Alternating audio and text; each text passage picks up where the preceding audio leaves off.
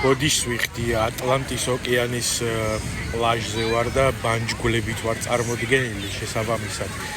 მაგრამ იქნება ამიხსნა, რომ აი ამ ოკეანის გადაღმა სხვანაირად როგორ ჩანს სიტუაცია, როდესაც მანდატური აძევებდა ადამიანს სასამართლოდან, ანუ просто გამოგდება უნდა შენობიდან დერეფანში იჯაჯგურეს.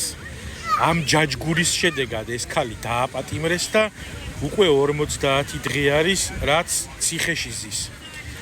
პროკურატურას არ აქვს არანაირი საფუძველი, რომ ეს ადამიანი დატოვოს პატიმრობაში და ბრალდება სხვანაირ რამენაირად წარმოადგინოს სასამართლოზე.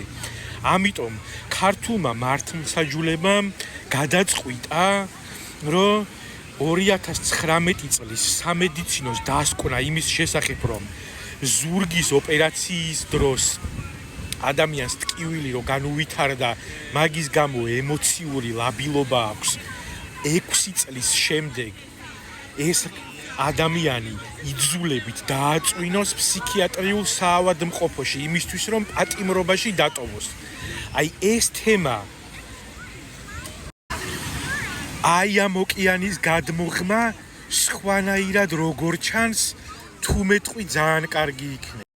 ანუ ზოგადად ქართული მართლმსაჯულება რო ცოტა სხვანაირი ელფერის არის ყოველ ეპოქაში და ყველა სხვა ხელისუფლების პირობებში, ეს გასაგებია, მაგრამ აი სიტუაცია რაც აღუწერე აქედან ამერიკიდან სხვანაირად როგორ ჩანს, იქნება მითხრა, ანუ ძალიან დამავალებ მაგას თუ ამიქს.